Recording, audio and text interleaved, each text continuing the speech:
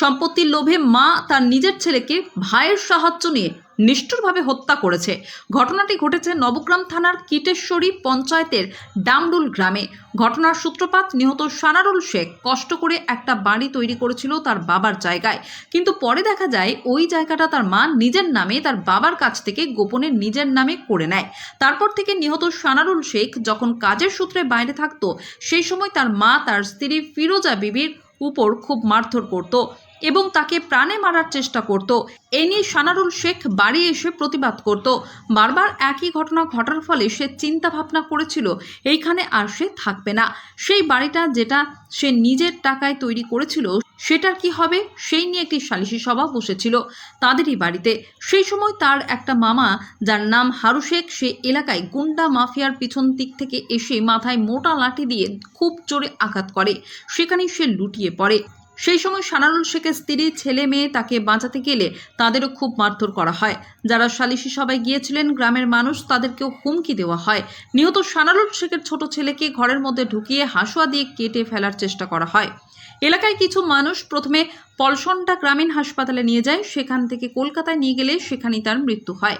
নিজের ছেলেকে হত্যা করার পরেও সে আবার নাটক করে থানায় এসে ছেলের নামে মিথ্যা খুনের মামলা রুজু করে। পুলিশ খুনি হারু শেখকে গ্রেপ্তার করেছে এবং তার মাকে গ্রেপ্তারের চেষ্টা করছে এবং কথা দিয়েছে খুব তাড়াতাড়ি গ্রেপ্তার করে নেবে। আজ সকালে কলকাতা থেকে তার মৃতদেহ বাড়িতে এলে এলাকার এবং গ্রামের মানুষ রাস্তা অবরোধ করে এই দাবি জানাতে থাকে যে খুনির ফাঁসি চায় এবং খুনির যে সম্পত্তি আছে সেটা নিহত সানারুল শেখের স্ত্রী, ছেলে মেয়েকে যেন দেওয়া হয়। গ্রামের ওদের একটা দামুলের ছেলে বললো যে বৌদি আমরা গ্রামের ফাইসলা করতে পারি, আমাকেও বললে এই কথা নবগ্রাম দিয়ে সাউলকে ফোন করে বলেছে যে আয় বাড়িতে, আমরা একটা গ্রামের ফাইসলা করতে পারি, বারো ঝামেলা হয়েছে, ফাইসলা করতে বলি। ফাইসলাতে বসে 20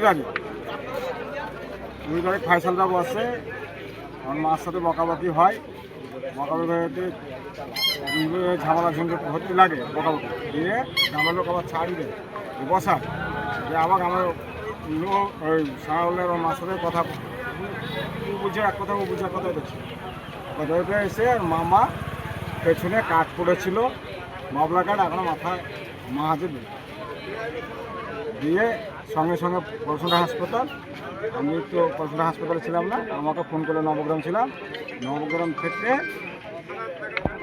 আমি গেলাম, তো রাতে গেলাম এই মোটরসাইকেলে, ওরা বহরমপুর নিয়েই চলছিল, দিয়ে আমি বহরমপুরে গেলাম, তো ছবির ঘরে ভরছি, সেখানে যেয়ে ছবি তুললে ছবিটা ভাগনাকে আবার মারছিল এরা। হ্যাঁ, ভাগনাকে মারছিল, ভাগনার গলা টিপে ধরেছিল, সেটা আমি স্পটে ছিলাম না, তাহলে আমি শর্টকে ওটা বলতে পারছি না, যেটা ছিলাম না সেটা আমার বলে। হ্যাঁ, দিয়ে আমি হাসপাতালে যেটা দেখেছি সেটা দিয়ে আমি ওখানে গেলাম, ছবি ঘরে বললে রিপোর্ট দেখলাম, তো বিশাল একবারে মাথা ফ্র্যাকচার ওপর দিয়ে ভিতরে একবারে ওপর ফাটেনি কিছু, ভিতরে মগজ আবার ছিঁড়ে গেছে, দিয়ে ডান সাইডে একটা ক্যাচ পেছনে আর বাম সাইডে সামনে একটা ক্যাচ। ঠিক, আপনি কি হচ্ছেন যে মারা গেছে? তার সম্বন্ধে ছেলেটা কি নাম যে মারা গেছে? সানারুল শেখ। ঠিক আছে।